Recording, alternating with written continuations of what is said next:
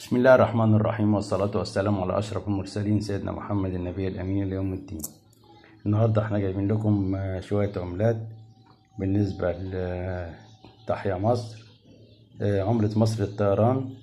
طبعا العملة دي الصك بتاعها مش كتير، المهم اللي هي من العملات برضو اللي هي تذكارية ولازم نحتفظ بيها. لكن العملة دي طبعا كلنا عارفينها، طريق الكباش بالأقصر. احتفالية طريق الكباش 25 نوفمبر 2021، مكتوب تحت الأقصر زي ما حضراتكم شايفين. وطبعا العملة دي تعتبر يعني بريفكس، ما تتداولش بيها حاجة. العملة نظيفة جدا، بتضوي بتلمع. لكن في عملة بقى معانا اللي هي دار الكتب والوثائق المصرية. العملة دي اللي هي زي ما انتم شايفين كده، ثقافة وتنوير تحت.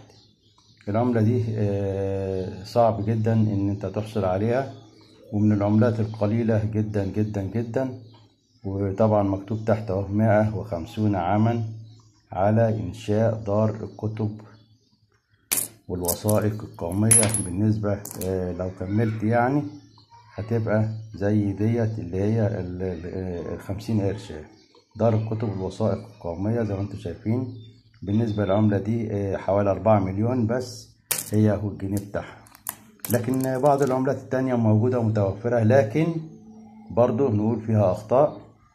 بالنسبة مدينة العلمين الجديدة يا جماعة، طبعا هنا في 5 أبراج. البرجين اللي في النص في 5 شبابيك، آسف، في البرجين اللي في النص اهو زي ما انت شايف او شايفة. العملة دي 2019 ميلادي، والعملة دي طبعا ان شاء الله تعمل تكون لها مستقبل كويس بإذن الله، بسبب الشبابيك اللي هي موجودة في الأبراج دي.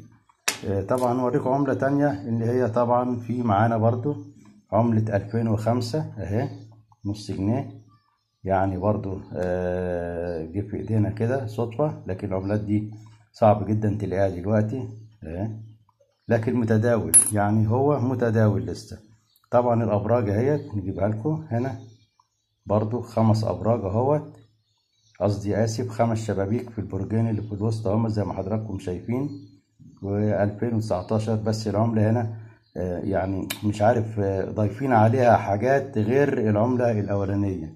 في حاجات مضافة عليها مخلية شكل العملة مش عاجبني، يعني بيزنجر كده العملة بالزنجر وبتجيب الوان طيف عليه زي ما حضراتكم شايفين. الالوان مش كويسة. بص العملة عملت ازاي على انها جديدة ومش موجودة كتير منها.